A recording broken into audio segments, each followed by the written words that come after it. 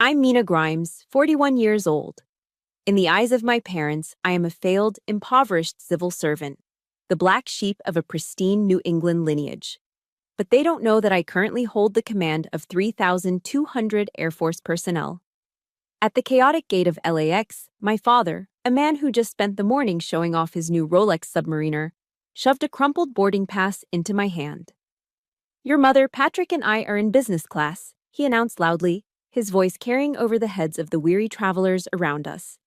"And here is yours. Economy, middle seat, row 48, right up against the lavatory. I didn't want you to feel self-conscious about your financial situation by sitting in our class. It's better if you're with your own kind." Next to him, my brother Patrick smoothed the lapel of his Armani suit, a smirk playing on his lips as he looked at me with the pity one reserves for a stray dog. I gripped that ticket until my knuckles turned white. They expected me to bow my head and whisper a thank you, just like always. But not today. Today, my C-17 Globemaster III is waiting on the tarmac. If you are tired of being disrespected by the very people who are supposed to love you, comment "Justice" below and subscribe. You're going to want to see the blood drain from their faces when I pin my stars on my shoulders. The air inside the PCAF Command Center at Joint Base Pearl Harbor Hickam tasted like stale coffee and ozone. It was a controlled chaos that I had lived in for 20 years. A symphony of ringing phones, clacking keyboards, and low, urgent voices speaking the universal language of the United States Air Force. "General, we have updated telemetry on Tropical Storm Hina." A major called out from the lower pit, his eyes glued to the massive wall of screens dominating the room. "Wind speeds are increasing. It's upgrading to a typhoon in the next 4 hours." I stood on the command deck, arms crossed, staring at the swirling red mass on the digital map that was threatening to swallow the Pacific. I hadn't slept in 72 hours. My eyes felt like they were filled with sand, and every muscle in my back was pulled tight as a bowstring. "Sit rep on the birds," I ordered, my voice raspy but steady. 127 aircraft secured or airborne, ma'am," Colonel Fitch replied from my right. "C-17s are diverting to Guam. The F-22 Raptors are already hangared in concrete. We are at Zulu time, +4, on the evacuation protocol." "Good," I nodded, watching the logistical ballet of billions of dollars of military assets moving under my command. "Keep the lines open to DC. I want hourly updates." General Colin Powell once said, "Leadership is solving problems." That quote was taped to the bottom of my monitor. Right now, my problem was a 100-mile-wide storm system. I could handle that. I could handle the pressure of national security. I could handle the weight of 3,000 lives depending on my decisions. Then, my personal cell phone buzzed in my pocket. It wasn't the red line. It wasn't the president. It was a customized ringtone I hadn't had the heart to change in a decade. "Mom." I hesitated. The room was buzzing with the intensity of an impending natural disaster.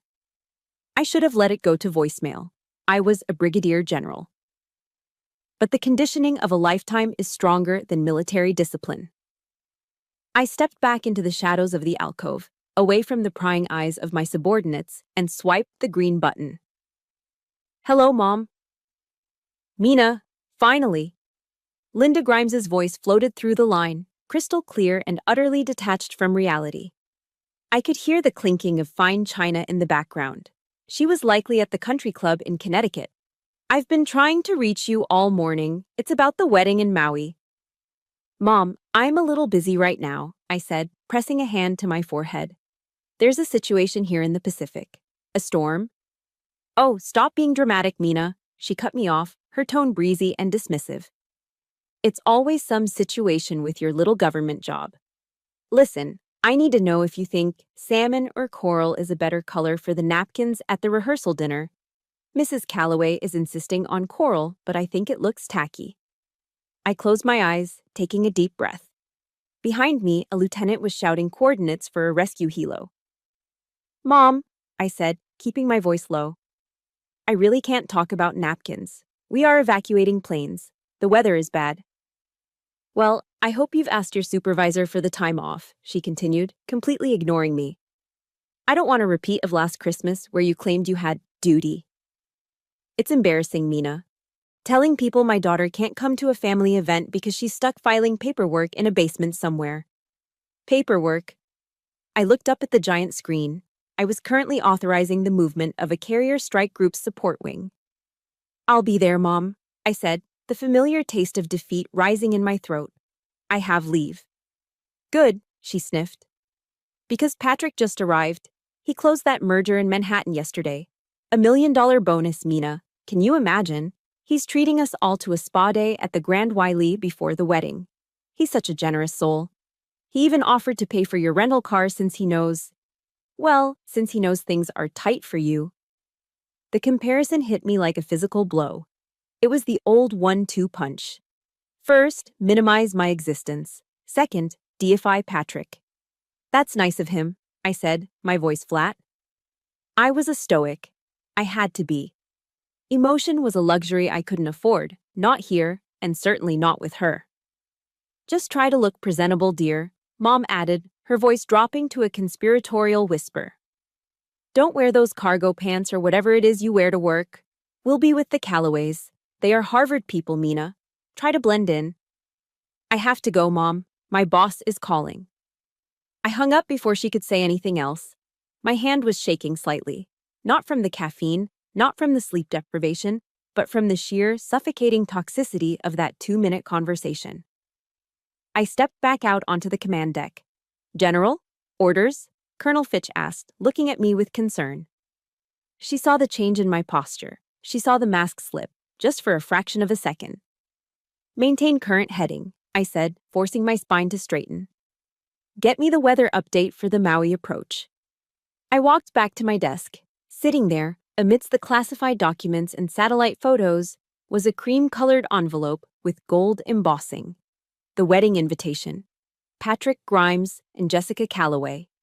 It looked innocent enough, just heavy cardstock and calligraphy. But as I stared at it, the roar of the command center faded into a dull hum.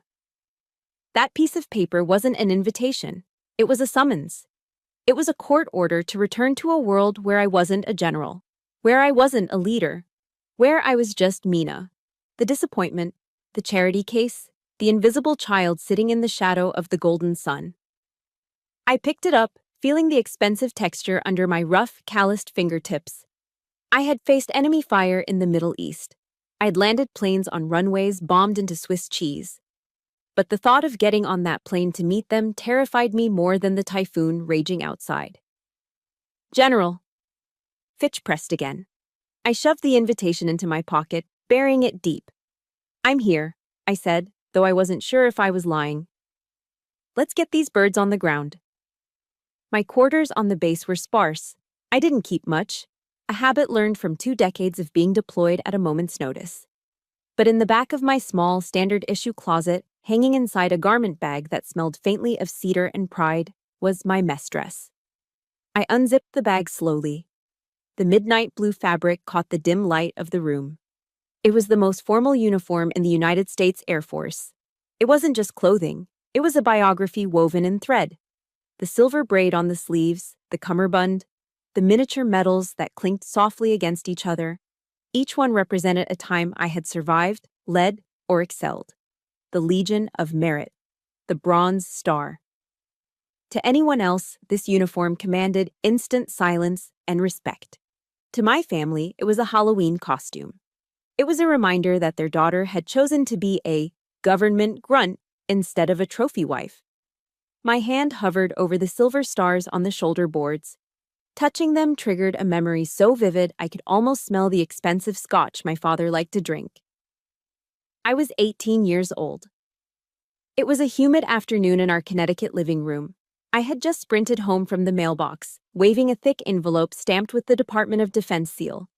Dad! Mom! I had shouted, bursting onto the patio. I got into the academy. The United States Air Force Academy, USAFA. It was harder to get into than Harvard. It was 4 years of hell in Colorado Springs that would forge me into an officer. I expected hugs. I expected champagne. Robert Grimes didn't even look up from his Wall Street Journal. He just took a sip of his iced tea, the ice cubes clinking with a sound that suddenly felt very cold. The Air Force, he said, his voice dripping with disappointment. Mina, we talked about this. There's a perfectly good community college 20 minutes away.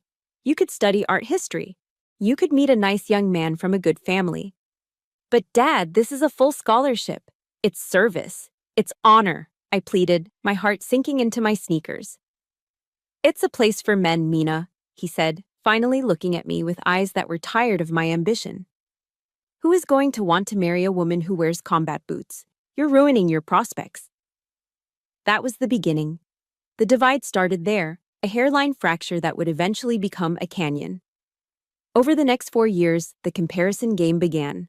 While I was in the mountains of Colorado, learning how to survive in the wilderness with nothing but a knife and a parachute cord, my brother Patrick was getting his MBA at Wharton.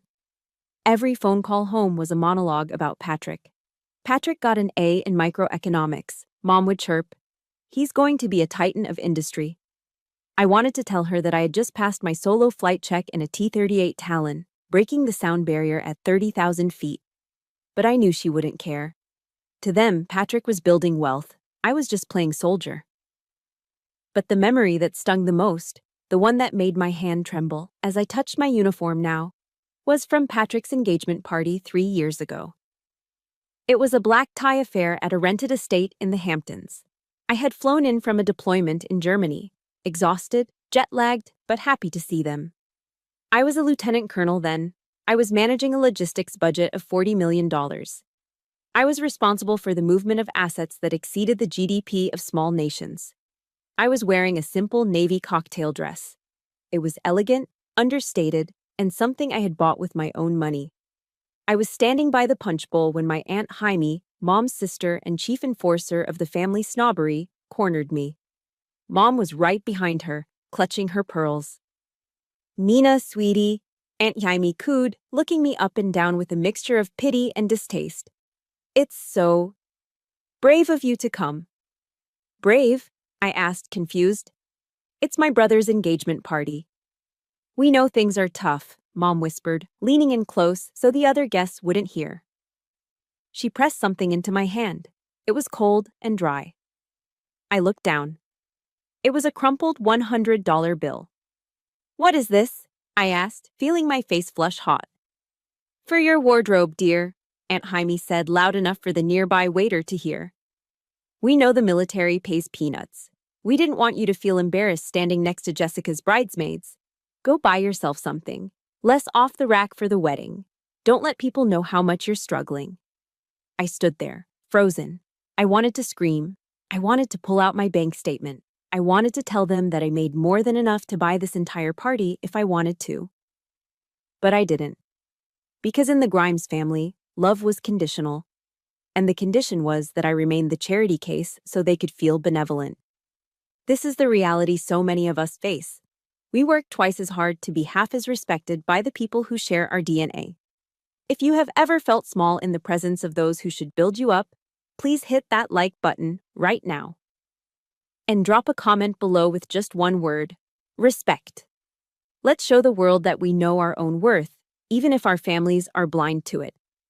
I looked at the crumpled bill in my memory, and then back at the crisp uniform hanging before me. The temptation to wear this mess dress to Patrick's wedding in Maui was overwhelming. Imagine walking into that reception wearing my rank, my medals, my achievements displayed in silver and gold.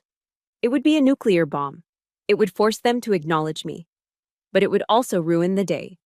It would make me the villain. "Look at Mina," they would say. Always trying to make it about herself, showing off her little costume. I sighed, the sound heavy in the empty room. Slowly, painfully, I zipped the garment bag back up. I pushed the general's uniform to the back of the closet, into the dark. I turned to my dresser and pulled out a stack of civilian clothes. Old jeans, a generic blouse I bought at Target, a pair of sensible, worn-out sandals. I began to pack my suitcase.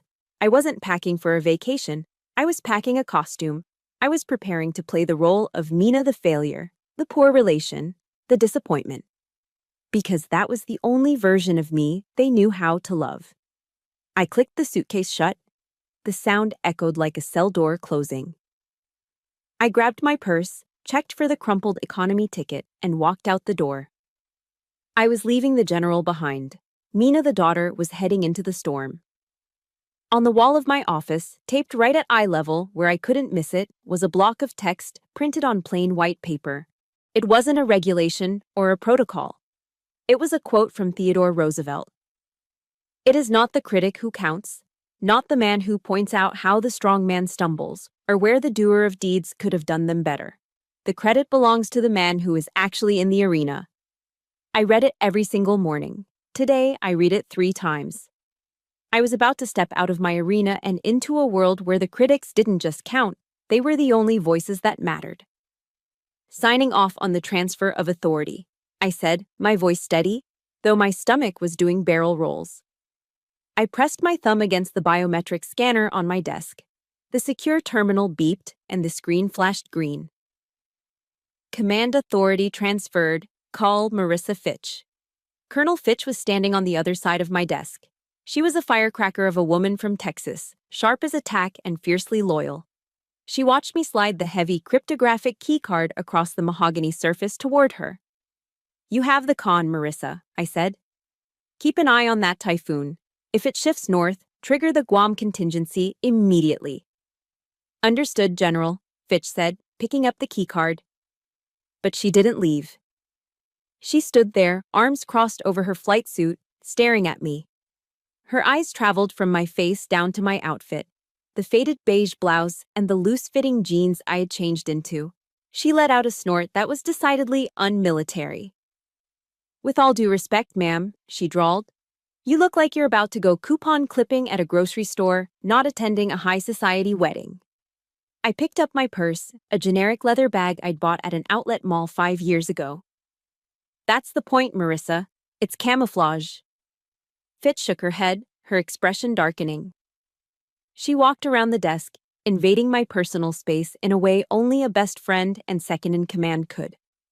"I don't get it, Mina. I really don't," she said, her voice dropping to a harsh whisper. "You are a brigadier general in the United States Air Force. You command a wing of strategic airlift capabilities. You have a star on your shoulder. Why in God's name are you letting your family treat you like you're some unemployed drifter?" I sighed, looking past her to the window, where the gray sky was threatening rain. "They know I have a job, Marissa. They just don't understand what it is." "So tell them." Fitch threw her hands up. "Tell them you outrank every person in that country club they worship. Tell them you have the president on speed dial." "If I tell them I'm a general," I said, making air quotes, "my father will nod and ask if that means I'm the general manager of the motor pool. To Robert and Linda Grimes, government work is just administration. It's filing cabinets and waiting in line at the DMV. They think general is just a fancy title for a senior bureaucrat who pushes paper. They don't see the planes. They don't see the strategy. They just see a civil servant salary." Fitch looked like she wanted to punch a wall. "But that's insane. You make—" "I know what I make," I cut her off. I did know. I knew it down to the penny. It was a math equation I ran in my head every time Patrick bragged about his bonuses. I did the mental calculation again, just to ground myself. My base pay as an 07 with over 20 years of service. The basic allowance for housing, which in Hawaii, one of the most expensive zip codes in America, was astronomical. The flight pay. The cost of living allowance. It all added up to a compensation package hovering right around $400,000 a year. I wasn't destitute. I wasn't struggling. I was in the top tax bracket of the United States. I earned basically the same amount as my brother Patrick, the financial wizard. The difference was in where the money went. Patrick wore his wealth. It was on his wrist in the form of a Rolex. It was in his garage in the form of a Porsche. It was in the Hermes Birkin bags he bought his fiancée to prove his worth. My wealth was invisible. It was in my diversified investment portfolio that I never talked about. It was in the college funds I'd secretly set up for my nieces. And mostly, it was in the checks I wrote every month to the Wounded Warrior Project and the Air Force Aide Society. Last year, I donated $50,000 to build housing for homeless veterans. Patrick spent $50,000 on a membership to a golf club in the Hamptons. We were not the same. "I don't need them to know about the money, Marissa," I said softly. I use my money for things that matter. I don't need to wear a price tag to feel valuable. It's not about the money, Mina, Fitch said, her eyes softening with a mixture of frustration and pity. It's about the respect. You're letting them walk all over you. You're playing small so they can feel big.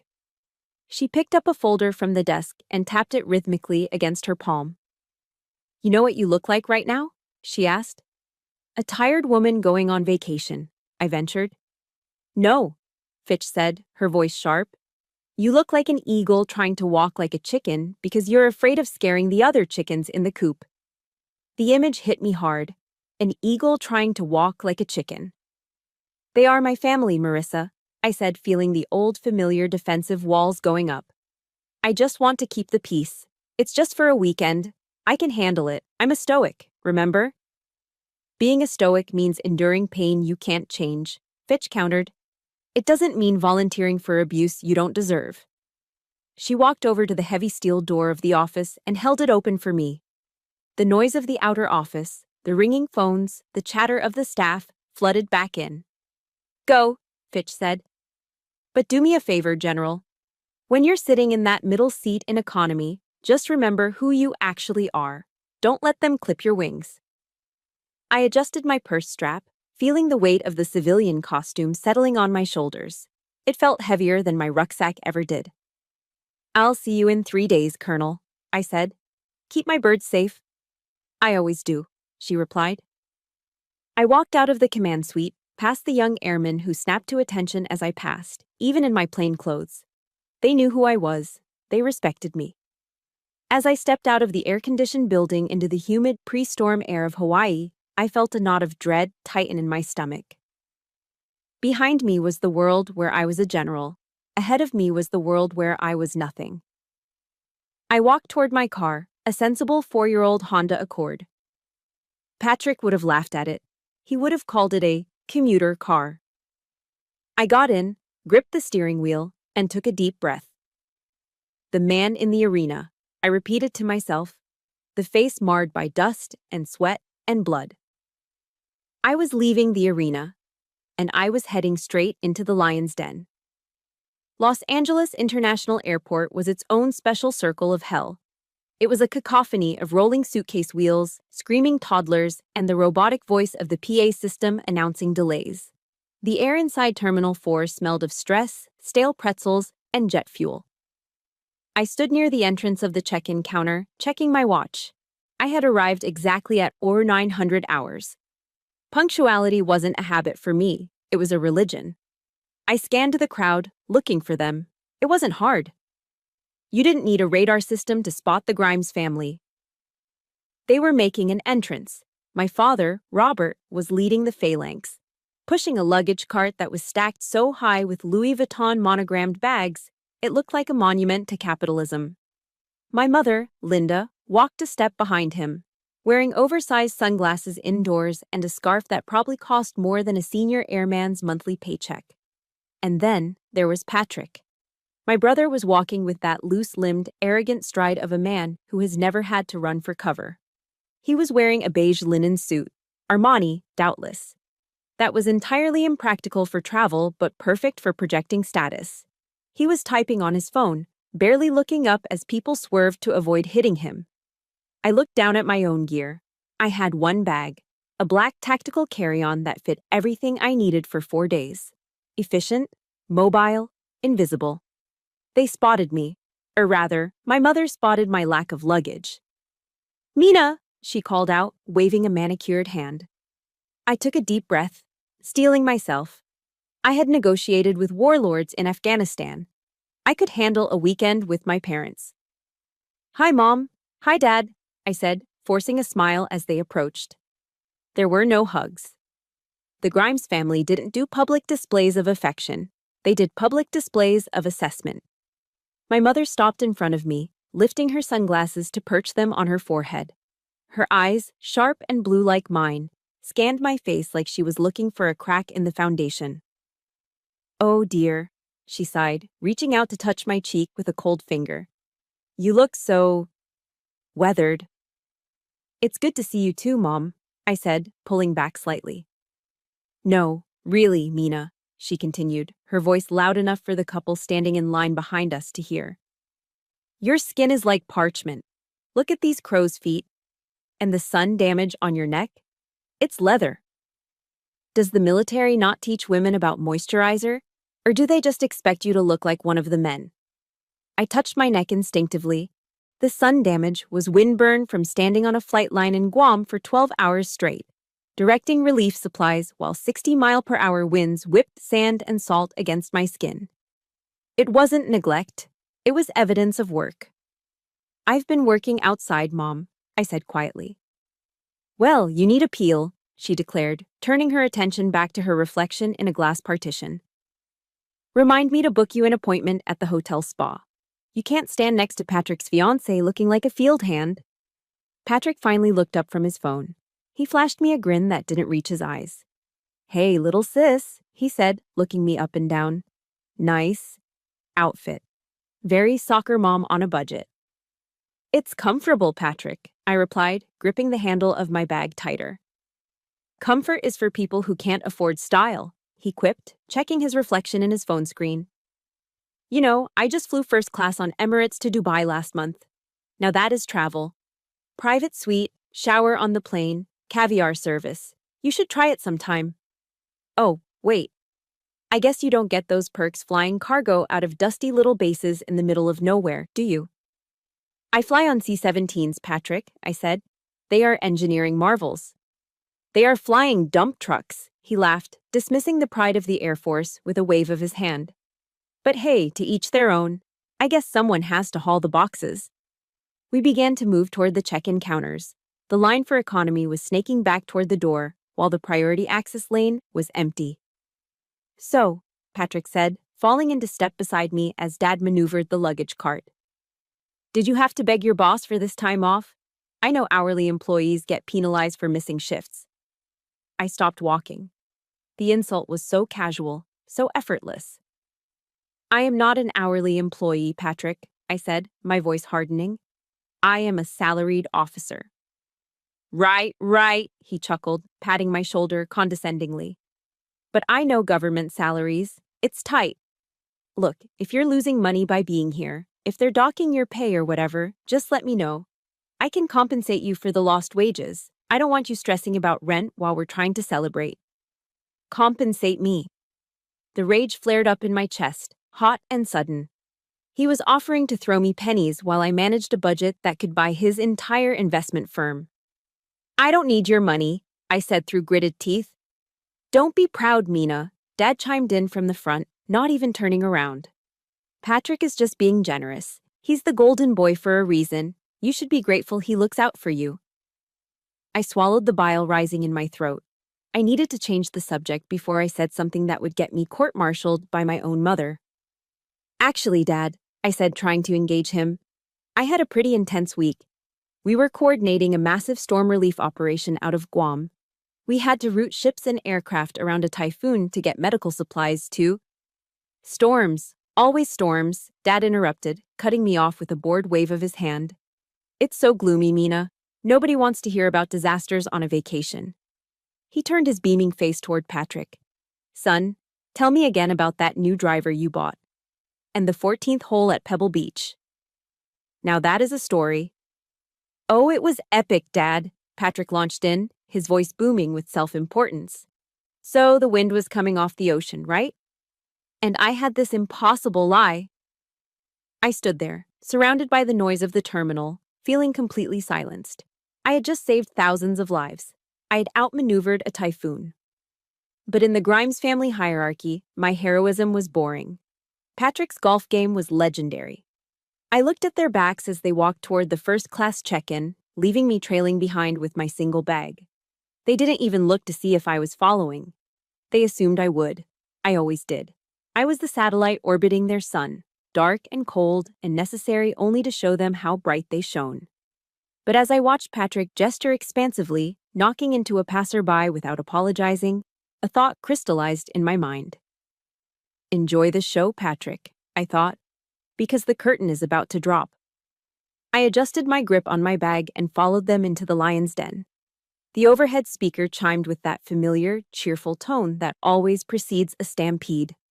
Ladies and gentlemen, we are now ready to begin pre-boarding for Flight 294 to Maui. We welcome our first class and Diamond Medallion passengers to board at this time through the priority lane. The air around Gate 42 shifted. It was a physical division of humanity. On the left, the velvet rope was unhooked for the elite. On the right, the tired masses in Zone 5 shifted their backpacks and sighed, preparing for the long wait. My father, Robert, clapped his hands together. It was a sharp, authoritative sound that made my mother jump slightly. "All right, troops, that's us," he announced, beaming as if he had personally piloted the plane to the gate. He reached into the inner pocket of his blazer and pulled out a thick envelope. My heart hammered against my ribs. I knew what was coming. I had prepared myself for it. I told myself I didn't care about legroom or hot towels. I was a soldier. I could sleep on a cargo pallet strapped to a Humvee. I could handle a coach seat. But it wasn't about the seat. It was about the gesture. Dad pulled out the boarding passes like a magician revealing cards. "Linda, darling," he said, handing a crisp, stiff card to my mother. "Row 2, window, away from the galley so you can nap." "Oh, thank you, Robert," Mom cooed, tucking it into her Chanel purse. "Patrick," Dad continued, handing the next one to my brother. "Row 3, aisle. I know you like to stretch out those legs, and I ordered you the scotch you like." Patrick took the ticket, flicking it with his thumb. "Nice. Thanks, Dad. I'll see if I can get some work done before we hit the island." Dad took the third ticket for himself. "And I'm right next to your mother." Then, his hand went back into the envelope. It came out empty. He patted his pockets, acting out a little pantomime of forgetfulness that felt rehearsed. "Ah, right," he said. He reached into his back pants pocket, the place where you keep receipts and use tissues, and pulled out a piece of thermal paper. It was crinkled. It had been folded and unfolded. He held it out to me. "Here you go, Mina." I took it. The paper felt thin and cheap between my fingers. I looked at the numbers printed in bold black ink. Seat 48B. Row 48. The very back of the plane. The fuselage narrowed back there, and B, the middle seat. I looked up at him, unable to keep the shock off my face. "Dad, this is the last row." "Is it?" He feigned surprise, peering at the ticket over his reading glasses. "Oh, yes. So it is. Well, you know how busy the flights are these days." "But Dad," I said, my voice barely a whisper. "You bought 3 first-class tickets. We booked this trip months ago." The smile on his face didn't falter, but his eyes changed. They lost their warmth and took on that pitying, patronizing glint that I hated more than anything in the world. He stepped closer, putting a heavy hand on my shoulder. He squeezed it, not in affection, but in a way that felt like he was holding me down. "Mina, sweetheart," he said, his voice dropping to a loud whisper, meant for an audience. "I did this for you." "For me?" I repeated, dumbfounded. "Yes," he explained slowly, as if talking to a slow child. "I didn't want you to feel uncomfortable. Think about it. If you sat up front with us..." "Well, it's just not your world, is it? The champagne, the service, the luxury. I know how tight things are for you on your government salary. I didn't want you to sit there feeling self-conscious, worrying about how you don't fit in with that level of lifestyle." He gestured vaguely toward the back of the plane, toward the tunnel where the economy passengers would soon herd. "Back there," he said, "you'll be with your own kind, regular folks, people who understand the value of $1. You won't have to pretend to be something you're not. It's better this way. You'll feel a sense of belonging." I stood frozen. The noise of the terminal faded into a high-pitched ringing in my ears. He hadn't just cheaped out. He had segregated me. He had weaponized a plane ticket to remind me of my place in the family hierarchy. The back of the bus. The servants' quarters. Patrick leaned in, checking his reflection in the glass of the boarding door. He chuckled, a low, wet sound. "Don't worry, sis," he smirked, adjusting his collar. "If the flight attendants give us warm cookies, I'll wrap one up in a napkin and bring it back to you. If you're a good girl, I'll save you dessert." He winked. Something inside me fractured. It wasn't a break. It was a release. It was the sound of the final cable snapping on a bridge that had been swaying in the wind for 40 years. I looked at the crumpled piece of paper in my hand. Seat 48B, right next to the lavatory. For 6 hours, I would smell the chemicals and hear the flush of the toilet squeezed between two strangers while my family clinked crystal glasses 50 feet away. I know I am not the only one who has felt this sting. That moment when your family goes out of their way to remind you that you are less than, that you don't deserve a seat at their table. If you are feeling this rage with me right now, smash that like button. And please comment justice below. Let me know you're ready to see the tables turn.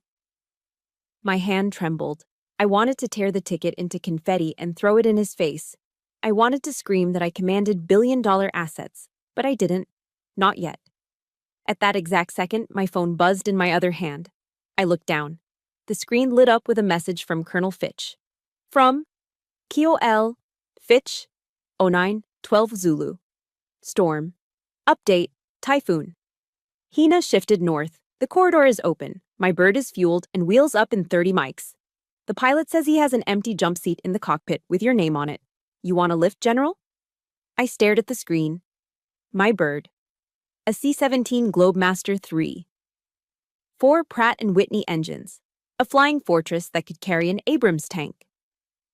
I looked at the crumpled ticket in my left hand. Row 48B. I looked at the text message in my right hand. The cockpit. I looked up at my father, who was turning away, ready to present his priority ticket to the gate agent. He thought the conversation was over. He thought he had put me in my box. A cold, calm clarity washed over me. The heat in my face vanished. My heart rate slowed to a combat rhythm. I didn't need their seat, I didn't need their pity, and I certainly didn't need their dessert. I took a breath, typed 2 letters in reply to Fitch, OMW, on my way. Then I looked at the back of my father's head. Dad, I said. My voice wasn't loud, but it cut through the noise of the gate like a knife. He turned around, annoyed. What is it now, Mina? We're boarding. I didn't step toward the economy lane. I didn't step toward him. I stood my ground, clutching the phone that held my salvation. The storm wasn't in the Pacific anymore. It was right here, standing at gate 42. And it was about to make landfall. The sounds of Terminal 4 seemed to warp and bend, stretching into a surreal, muffled hum. The only thing that felt real was the piece of thermal paper in my hand and the cold, hard weight of the decision sitting in my chest. For 41 years, I had held on to scraps like this. I had held on to the backhanded compliments, the conditional love, the charity that came with a price tag of humiliation. I had accepted my seat at the kids' table. I had accepted the role of the grateful, lesser sibling. But the storm had shifted, and so had I. I looked at my father's expectant face. He was waiting for me to nod, to shrink, to shuffle off toward the economy line like a good little soldier. He was waiting for the submission. I opened my hand. I didn't crumple the ticket. I didn't tear it. I simply relaxed my fingers and let gravity take over. The boarding pass for seat 48B fluttered down. It did a little pirouette in the air, light as a feather, before landing face up on the dirty, gray airport carpet, right next to the polished toe of my father's Italian loafer. The silence that followed was louder than a jet engine. I don't need this, Dad, I said. My voice was calm. It wasn't the voice of his daughter. It was the voice of a commanding officer giving a final briefing. I don't need the seat, and I don't need the lesson. My father blinked, staring at the paper on the floor as if I had just dropped a live grenade. He looked up, his face reddening with a mixture of confusion and rising anger. Mina, pick that up, he snapped, his voice dropping an octave into that tone he used when I was a teenager. Don't be dramatic. You're making a scene. Yeah, seriously, Patrick chimed in, stepping forward aggressively. He looked around at the other passengers, offering an apologetic shrug before turning his glare back to me. What is wrong with you? Dad spends hundreds of dollars to get you a ticket, and you throw it on the floor? You are such an ungrateful brat. Just get on the plane, Mina. Stop trying to make everything about you. It's not about me, Patrick, I said, meeting his eyes. For the first time in my life, I didn't feel small looking at him. I felt bored. It's about standards. Standards? My mother let out a shrill, disbelief-filled laugh. You're wearing a blouse from a discount rack and you're talking about standards? Honey, look at yourself. You're embarrassing us. Pick it up, Dad commanded, pointing a shaking finger at the floor. Now, or you can swim to Maui for all I care. I didn't move. I didn't blink. I just watched them. They looked so small suddenly. 3 people obsessed with their luggage and their legroom, thinking they owned the world because they had a platinum medallion status. No, I said. Before Patrick could unleash the tirade of insults I could see building behind his eyes, the atmosphere in the terminal shifted. It started with a sound.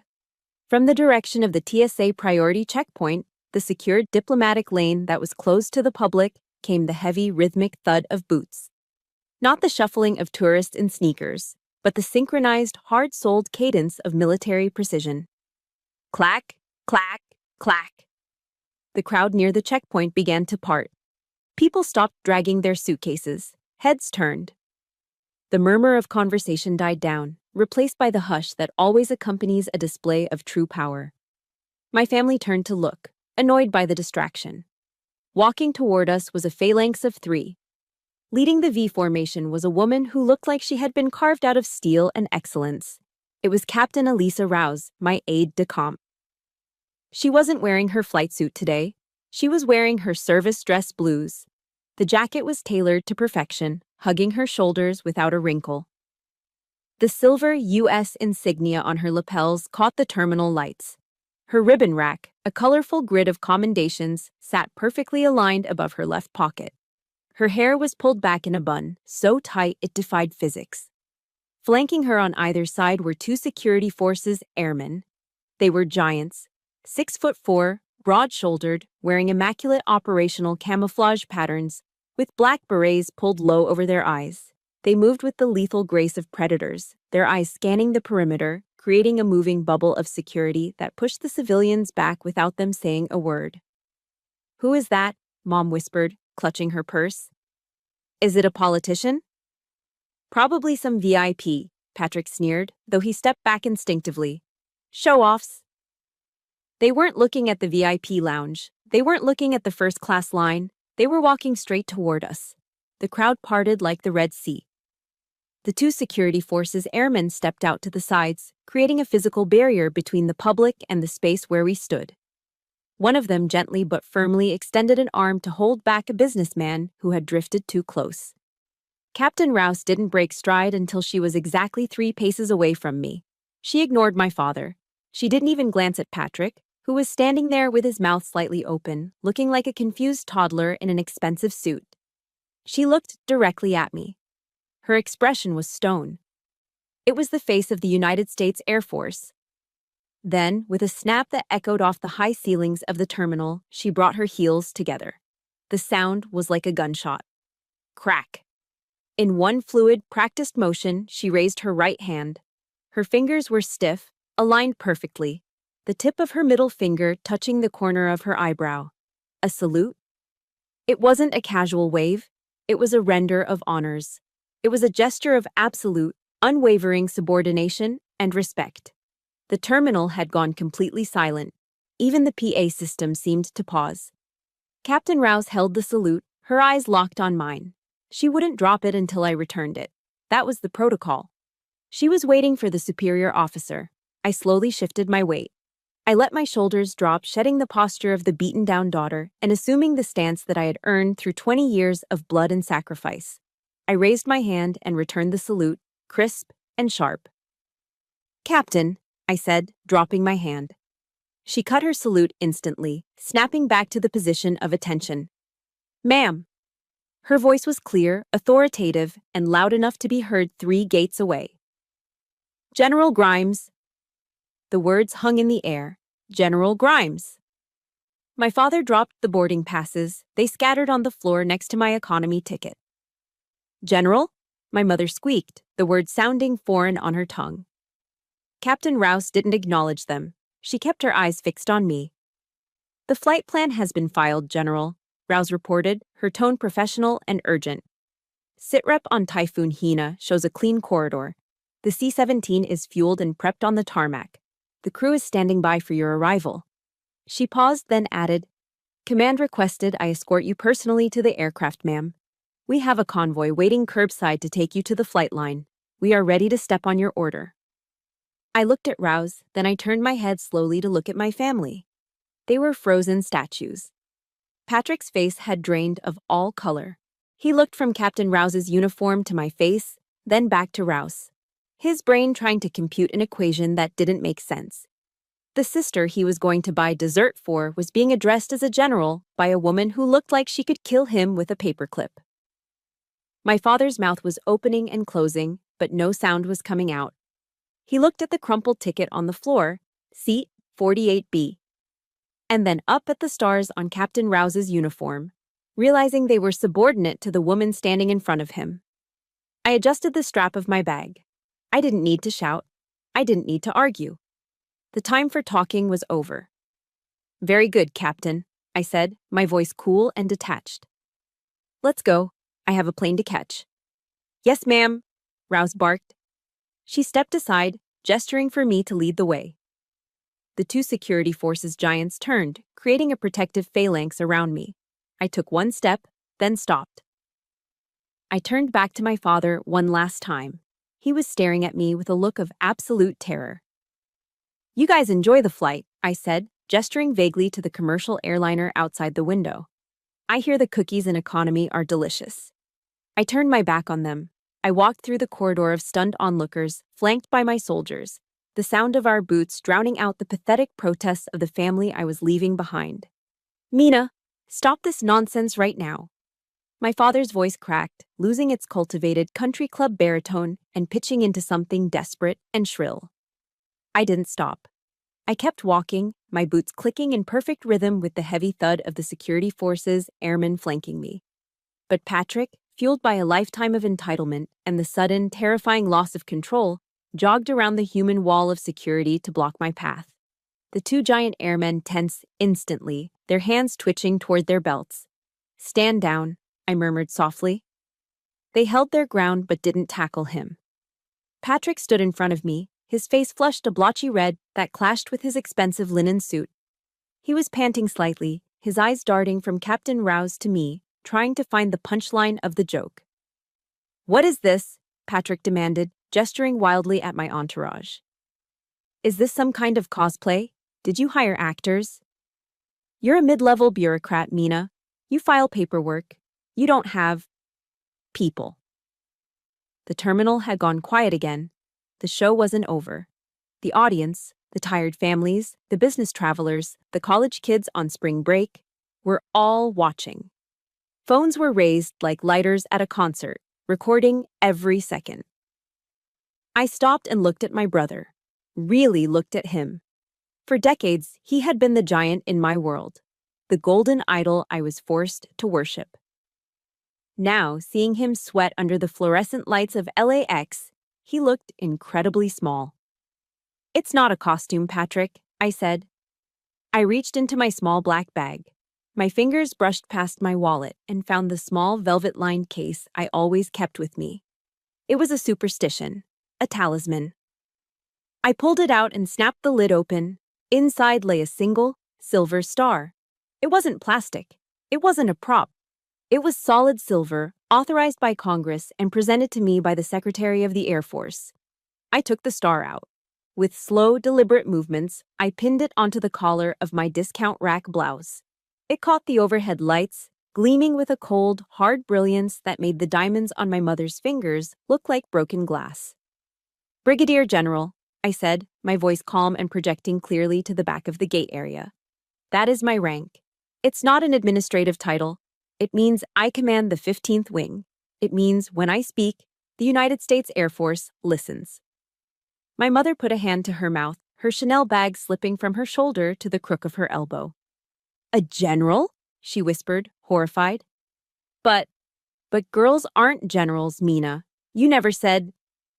"I tried to tell you." I cut her off, turning my gaze to her. "For 20 years, I tried to tell you about my promotions, my deployments, my medals. You interrupted me to talk about Patrick's golf handicap. You told me my stories were boring. so I stopped telling them. Patrick let out a scoff, trying to regain his footing. He pointed a shaking finger at Captain Rouse. Okay, fine, so you got a promotion. Big deal. But this? He waved at the scene. Private security? A private plane? Who do you think you are, Mina? You think the taxpayers want to fund your little joyride to a wedding? That's fraud. I bet the IRS would love to hear about. I laughed. It was a short, dry sound. You really don't get it, do you? I stepped closer to him. It's not a private jet, Patrick. It's a C-17 Globemaster III. I let the name hang in the air for a second. It has a wingspan of 170 feet, I continued, reciting the specs I knew better than my own social security number. It is powered by 4 Pratt & Whitney F-117 turbofan engines. It can carry an M1 Abrams tank, 3 Apache helicopters, or, in this case, a command element needed in the Pacific Theater. I leaned in, my voice dropping to a whisper that was louder than a shout. And do you know how much it costs? Patrick blinked, mute. $218 million, I said. The number hit him like a physical slap. His eyes widened. Your first-class ticket to Dubai cost, what, 10,000? Maybe 15? I tilted my head. The aircraft waiting for me on the tarmac is worth more than your entire firm, Patrick. It's worth more than every house, car, and suit you will ever own, combined. And I don't just ride in it. I command it. Patrick's mouth opened, but no words came out. He looked like a fish pulled onto a dock, gasping, desperate, and completely out of his element. I turned away from him and looked at my father. Robert Grimes was standing by the ticket counter, holding the 3 priority boarding passes in his hand. He looked old, suddenly, undeniably old. The arrogance that usually held his spine straight had evaporated, leaving a slumped, confused man in a blazer. I walked over to him. The crowd parted for me, murmuring. That's awesome, a teenage boy whispered loud enough for me to hear. She's a badass. I stopped in front of my father. I looked down at the floor where my crumpled economy ticket still lay, dusty and forgotten. Dad, I said. He looked up at me, his eyes wide and watery. He looked at the silver star on my collar. He looked at the soldiers behind me. Mina, he started, his voice trembling. I didn't know. Why didn't you say? You said you wanted me to be with my own kind, I said, quoting his words from 5 minutes ago. You said I wouldn't fit in up in first class? You were right. I gestured toward the glass windows where the massive gray tail of the C-17 was visible in the distance, rising above the commercial airliners like a shark among goldfish. I don't belong in seat 48B, Dad. And I don't belong in first class with you. I straightened my back, standing at my full height. I belong in the cockpit, I said. I belong in the sky. That is where my kind lives. For a second, nobody moved. Then, somewhere from the back of the economy line, a woman started clapping. Then a man joined in. Then the teenagers. Within seconds, the gate area erupted. It wasn't polite golf clapping. It was a roar. People were cheering. A guy in a baseball cap yelled, "Thank you for your service, General." My parents and Patrick stood frozen in the center of the applause, but it wasn't for them. For the first time in their lives, they were the background extras. They were the spectators. My mother's face flushed a deep, beet red. She tried to hide behind her sunglasses, but it was too late. Patrick looked down at his shoes, unable to meet the eyes of the people who were laughing at his earlier arrogance. I didn't smile. I didn't wave.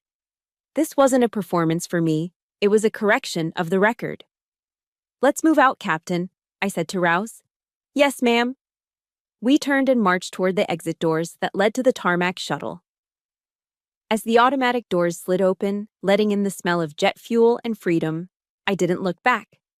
I left the Grimes family standing in the ruins of their own ego, clutching their first-class tickets that suddenly seemed worth less than the paper they were printed on. The vibration of a C-17 Globemaster III is different from a commercial airliner. It doesn't hum. It growls. It is a low, guttural thrum of raw power that resonates right through the floorboards and into your bones. To most people, it's noise. To me, it's a lullaby. I sat in the jump seat behind the pilot and co-pilot, wearing a headset that blocked out the roar of the four Pratt & Whitney engines outside. The cockpit was a sanctuary of switches, dials, and illuminated screens. Smooth sailing all the way to Kihului, General. The pilot, a young major named Davis, said over the comms. We've got a tailwind pushing us. Estimated time of arrival is 30 minutes ahead of schedule. Copy that, Major, I replied, pressing the mic button. Good work navigating that corridor. I leaned back, adjusting my sunglasses. Classic aviators, standard issue, not a fashion statement like the ones my mother wore. Through the massive glass canopy, the Pacific Ocean stretched out like a sheet of hammered blue steel. Above us, the sky was a piercing, endless cobalt. I took a sip of the black coffee the loadmaster had brought me in a paper cup. It was bitter and hot, just the way I liked it. For the first time in days, the knot in my chest uncoiled. Up here, at 35,000 feet, the petty squabbles of the ground didn't exist. Up here, rank mattered. Competence mattered. Physics mattered. I thought about the crumpled ticket lying on the floor of LAX. Seat 48B. A seat designed for someone small, someone powerless. Then, a verse from Sunday school drifted into my mind. Unbidden, but welcome. Isaiah 40:31. But those who hope in the Lord will renew their strength. They will soar on wings like eagles. They will run and not grow weary. They will walk and not be faint. I looked at the silver star pinned to my collar, reflecting the sunlight. I wasn't walking anymore. I was soaring. But while I found peace in the stratosphere, the atmosphere was drastically different 5 miles to our west and 2,000 feet below us. Flight 294 was a flying pressure cooker. The first-class cabin of the commercial airliner was supposed to be an oasis of luxury, but for the Grimes family, it was a torture chamber upholstered in leather. Robert Grimes stared out the window, watching the clouds drift by. He hadn't spoken a word since takeoff. His glass of complimentary champagne sat untouched on the tray table, the bubbles going flat. He kept replaying the scene in the terminal, the salute, the hushed crowd, the way his daughter had looked at him with eyes that held no fear, only pity. "Robert," Linda whispered, leaning across the center console. Her face was pale, her makeup looking stark under the harsh cabin lighting. Is it real? Is she really a general?" Robert didn't turn his head. "You saw the ID, Linda. You saw the plane." "But how?" she hissed, wringing her hands. "She never said anything. I thought she was a clerk. I thought she answered phones for some colonel. Why didn't she tell us?" "Because we never asked," Robert said. His voice was hollow. It was the first honest thing he had said in 20 years. Across the aisle, Patrick was in a state of manic agitation. He had declined the hot towel service. He had ignored the flight attendant offering warm nuts. Instead, he had pulled out his credit card and paid $30 for the high-speed in-flight Wi-Fi. He needed to know. He needed to find a flaw. He needed to prove that this was all some elaborate lie, or at least that her rank wasn't that important. He opened Google on his phone and typed in the search bar with aggressive thumbs, Mina Grimes Air Force. He hit enter. The results loaded instantly, and Patrick's jaw tightened. The first result wasn't a LinkedIn profile or a government directory. It was a Wikipedia page. Brigadier General Mina J. Grimes. He clicked it. The photo at the top showed his sister, his failure of a sister, standing in full service dress, looking stern and commanding in front of an American flag. He scrolled down, his eyes skimming the text. Decorations: Distinguished Service Medal, Defense Superior Service Medal, Legion of Merit. Education: United States Air Force Academy, Distinguished Graduate. He scrolled further to the images. Mina shaking hands with the President of the United States in the Oval Office. Mina standing on the ramp of a cargo plane in Kabul, directing an evacuation while Marines stood guard around her. Mina cutting a ribbon at a new veterans hospital wing that she had fundraised for. "Unbelievable," Patrick muttered, slamming his phone down on his leg. "What is it?" Linda asked, leaning over.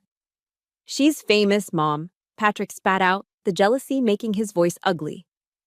She's practically a celebrity in the military world. There are articles here calling her the Iron Lady of the Pacific. Why didn't she monetize this? She could have book deals, she could be on CNN, she's sitting on a gold mine and she's just doing the job. He couldn't comprehend it. To Patrick, success that wasn't broadcasted wasn't success. It was waste. I offered to pay for her lost wages, Patrick groaned, putting his head in his hands. I offered her $500. She commands a wing worth billions. The humiliation was total. He wasn't the golden boy anymore. He was the court jester who hadn't realized the queen was in the room. Far away from that bubble of jealousy, my reality was shifting gears as the island of Maui came into view. "Touchdown in 2 minutes, General," Major Davis announced. The massive aircraft descended. But we didn't head for the commercial terminal where the tourists were lining up for lies. We banked toward the military tarmac of the adjacent airfield. The wheels kissed the concrete with a screech of rubber, and the giant bird slowed down, taxiing toward a private hangar. As the ramp lowered at the back of the plane, the warm, tropical air flooded the cargo hold. I walked down the ramp, my sunglasses still on. Waiting at the bottom wasn't a shuttle bus. It was a convoy of 2 black government SUVs, their engines idling. A master sergeant stood by the open door of the lead vehicle, snapping a salute as I approached. "Welcome to Maui, General," he said. "We have your transport to the hotel ready. We'll get you there before the civilian traffic hits." "Thank you, Sergeant," I said, climbing into the air-conditioned leather interior. By the time I was settling into the cool silence of the convoy, the commercial flight was just touching down at the main terminal. 20 minutes later, the Grimes family deplaned, tired and sweaty. They trudged through the long corridors to baggage claim, waited 30 minutes for the carousel to spit out their mountain of Louis Vuitton bags, and finally dragged the luggage out to the curb. "Where is the Uber?" Mom complained, fanning herself with a brochure. "It's so humid." "I'm trying," Patrick yelled, staring at his phone. "The app is surging. It's a 40-minute wait for an XL, and the price is insane." "Well, call a taxi," Dad snapped, wiping sweat from his forehead. "Look at the line, Dad." Patrick pointed. The taxi line snaked around the block. There were at least 50 people ahead of them. They stood there, miserable, in their expensive clothes, inhaling the exhaust fumes of the buses. Suddenly, sirens chirped. The traffic officer blew his whistle, stopping the flow of taxis and pedestrians. Make a hole! Official convoy coming through." A pair of police motorcycles roared past, lights flashing. Behind them, 2 sleek black SUVs with tinted windows glided through the traffic like sharks cutting through water. They didn't stop. They didn't wait. They moved with purpose and authority. In the back seat of the lead SUV, for just a split second, a silhouette was visible. A woman with short blonde hair and sunglasses looking straight ahead, calm and cool. "Was that?" Mom started, squinting. "Yeah," Patrick said, his voice quiet and defeated. "That was her." The SUVs disappeared around the bend, heading toward the luxury resorts, while the Grimes family stood on the curb, waiting for a taxi that wasn't coming, holding their luggage and their bruised egos in the sweltering heat. The reception lawn at the Grand Wailea was a masterclass in American excess. Torchlights flickered against the darkening Maui sky, casting long dancing shadows over the tables draped in white linen and coral silk, the very color my mother had argued about on the phone just days ago. A string quartet played a soft, unrecognizable version of a pop song near the open bar, struggling to be heard over the clinking of crystal and the roar of the Pacific Ocean crashing against the beach nearby.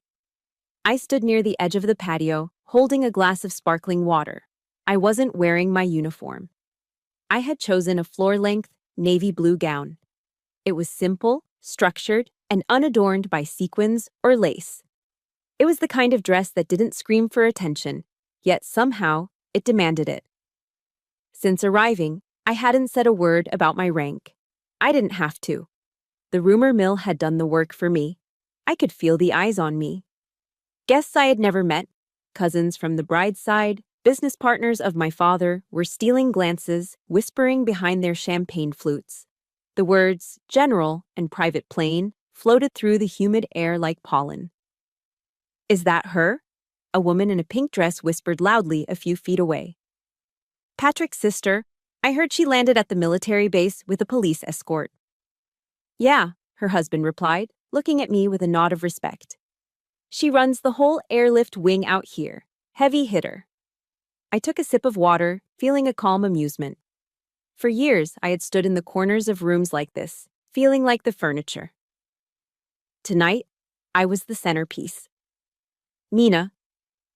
I turned. Patrick was approaching, a glass of scotch in his hand.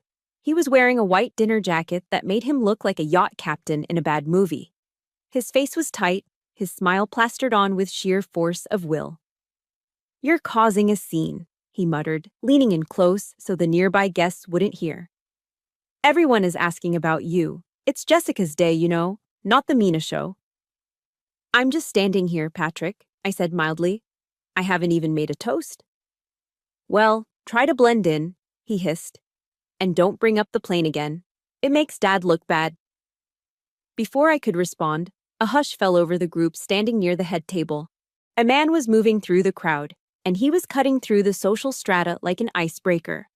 It was Admiral Thomas Calloway, Jessica's father. He was a legend in the Navy before he retired.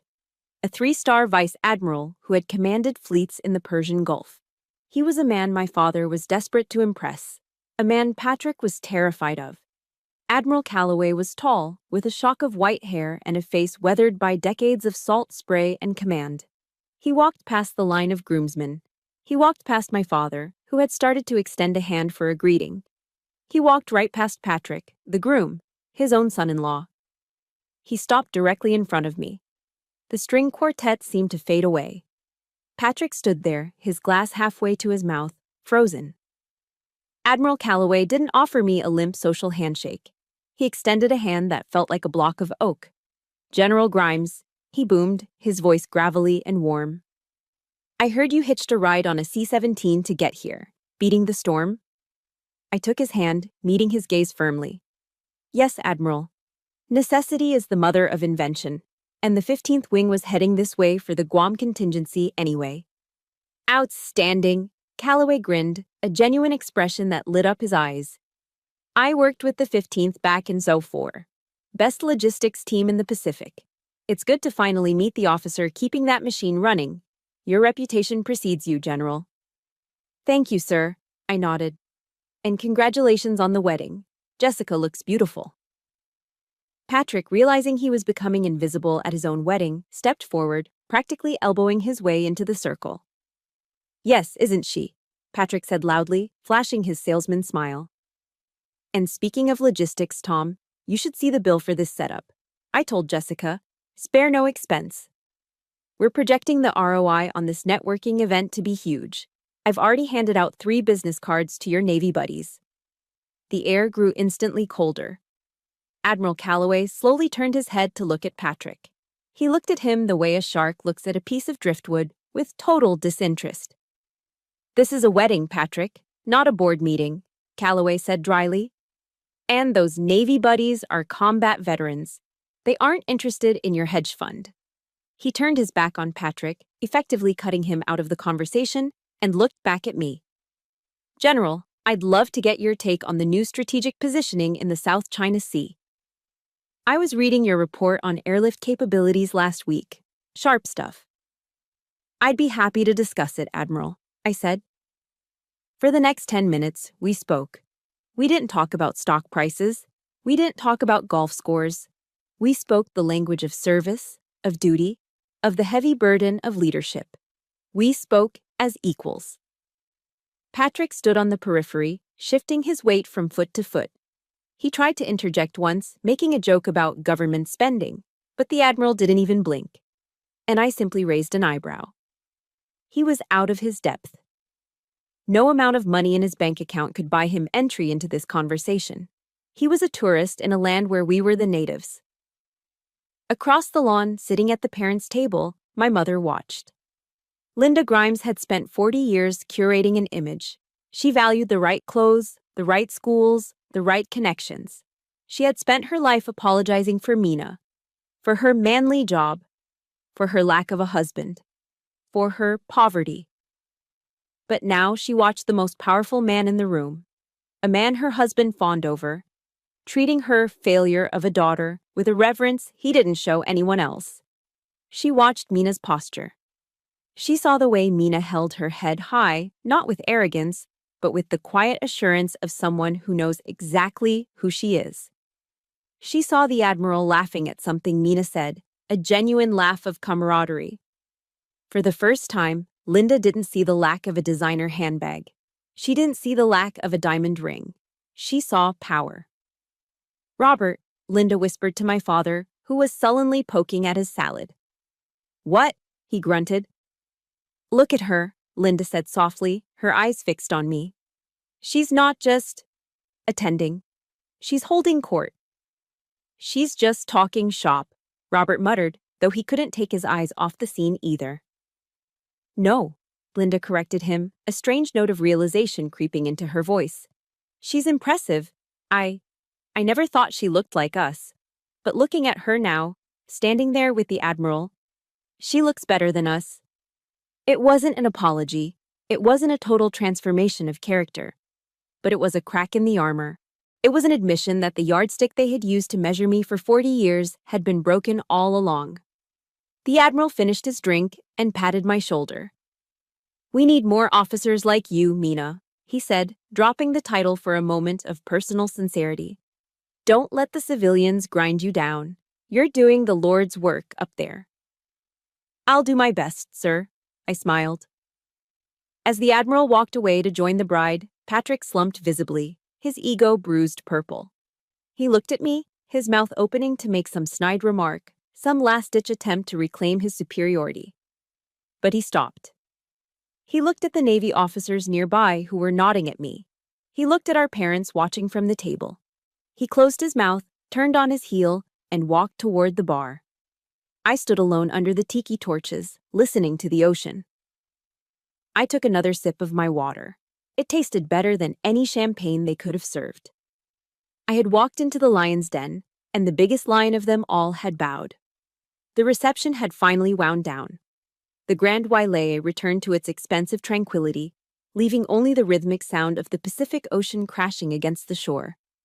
I stood on the balcony of my hotel room, barefoot on the cool tiles, holding a cup of tea. I watched the moonlight cut a silver path across the dark water, finally feeling the adrenaline of the last 24 hours begin to ebb. The sliding glass door of the adjacent suite opened. The smell of a cigar drifted over the privacy divider. "Mina." It was my father. "I'm here, Dad," I said, not turning around. He leaned against the railing. For a long time, he didn't speak. He just smoked, looking out at the darkness. When he finally spoke, his voice lacked its usual booming authority. It sounded smaller. "You were impressive tonight," Robert Grimes said. "Admiral Calloway thinks the world of you. He told me I must be very proud." "And what did you say?" "I said I was," he replied. And then I realized, I haven't said those words to you in a long time. Maybe ever. I turned to face him. Illuminated by the amber balcony light, my father looked old. Not distinguished, just tired. "I'm sorry, Mina," he said, rusty and awkward. "About the ticket, about the seat, I misjudged the situation." I listened to the words. 10 years ago, they would have made me cry with gratitude. Tonight, I heard the subtext. He wasn't apologizing because he hurt me. He was apologizing because he had been embarrassed in front of the Admiral. He was trying to fix his own ego. "I accept your apology, Dad," I said calmly. Relief washed over his face. He immediately reached into his dinner jacket and pulled out his checkbook. His universal solution to every problem. "I want to make it right," he said, clicking his pen. "Let me write you a check. For the difference in the ticket price. Or a vacation. First class, just you. My treat." It was tragic. He didn't know any other language but money. "Put the checkbook away, Dad," I said. "But I want to help." "I don't need your money," I said, my voice steady. "I command a wing of the strongest military on Earth. I don't need your protection." I stepped closer to the railing. "I don't need anything from you, Dad. except one thing. The next time you talk about me to your friends, or to Mom, or to Patrick, don't talk about what I don't have. Talk about who I am.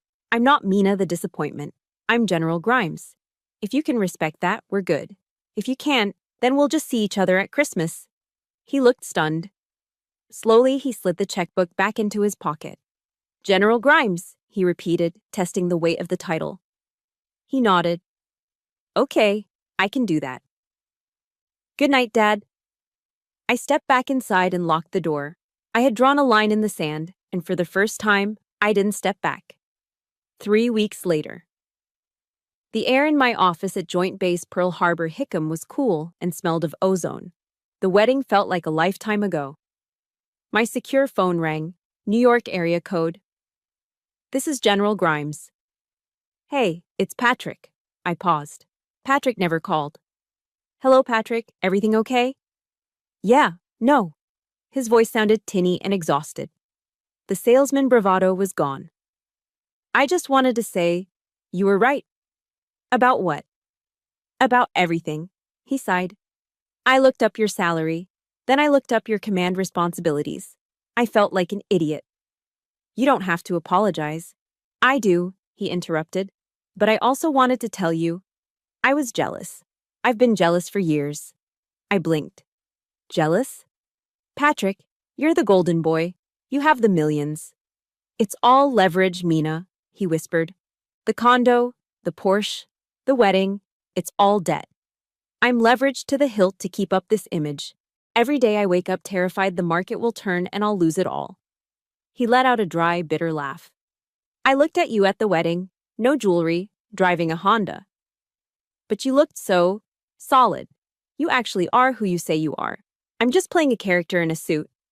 And I hated you because you were real and I was just expensive." For years, I had envied him. Now, I only felt a distant compassion. "You can change, Patrick," I said. "You don't have to play the role." "Maybe," he said. "Anyway, I'm proud of you, sis. For real."